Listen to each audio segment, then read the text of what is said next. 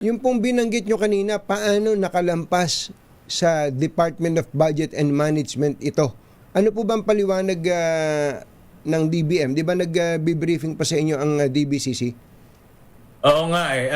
Well, ang paliwanag sa amin dahil nga sa dami ng project, hindi na nila rini-review to. Pero para sa akin, hindi katanggap-tanggap to dahil pag sinasabit ng executive ang budget at nanggagaling yan sa DBM, dahil hindi, lahat yan, ang gatekeeper ng budget, DBM eh. Yes. No, so lahat yan dumadaan sa DBM. Ang assumption namin, lahat ito ay maayos at na-review. Pero yun na nga, kahit na yung tabletop review lang, makikita mo may dobleng project na naulit. At hindi lang ako nakakita nun. Si Senator Erwin Tulfo, si Senator Lacson, nakita rin niya. So ang ibig sabihin, talagang may mga projects na nakakalampas sa pagre-review ng DBM. Hindi, saka po kapag ka isinabmit ng Malacanang sa Kongreso, yung NEP, ang tawag nila doon, the President's Budget. Correct. Oh. Tama. Oh. Tama ka dyan. Kaya the President's Budget, ang assumption natin, nabusisi yan, lahat ng ito ay Yes, oo. dumaan sa masusing pag-aaral. Pero yung Tama. pong, yung proseso kasi, di po ba, Senator, ang proseso, si DBM ang lagay ng cap. Sabihin sa sample Tama. na ito halimbawa sa Department of Public Works and Highways o DPWH, ang cap mo lang sa next year 2026 ay 800 billion. Pero ang pinopropose Tama. ni DPWH ay 1 trillion.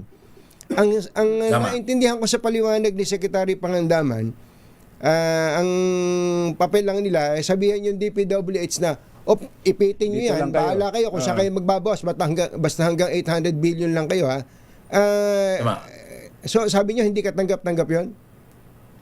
Pero, Anthony, dapat, dahil under their guidelines, tinitignan nila kung merong feasibility study, may detailed engineering. Yung detailed engineering, pag sinabi mong detailed engineering, dapat yung proyekto na yon napag-aralan mabuti at meron ng mga design. Kung meron ka ng design, hindi talaga magiging whole number. Kasi makikita natin lahat, puro 10 million, 100 million, buo yung numero. Diba pag gumagawa tayo ng bagay, hindi May naman butal. buo yung numero. May butal-butal yan eh. No? Yung butal-butal, ang ibig sabihin yun, talagang merong disenyo. Yes, No? yeah. Pero pag titignan natin yung budget, buo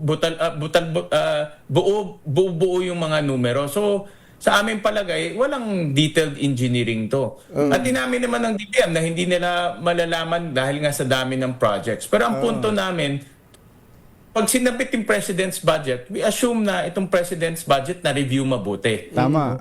At since yun na nga, gatekeeper ang DBM, ang pinaka-bare minimum ay ma-review nila yung mga projects na inilagay doon. At meron nga mga, sabi ko nga, ipag-doble, common sense naman, pag-doble, doble. Pag nakita mong doble yun, di dapat magtaka ka na, baka doble to, tanggalin mo na kaagad. Saka yung nakakainis yun, tapos Tapos na na. yung Oo. project, tapos Pupunduhan ulit. lalagyan mo na. Malinaw na kabuktutan yun talaga. Pero ang Meron kami nakita ganun, nasa 2024 GAA siya, yung General Appropriations Act. Tapos nakita namin ulit na ulit siya sa 2026 National Expenditure Program. Parehong-pareho yung description, parehong barangay, parehong description na ulit siya ulit.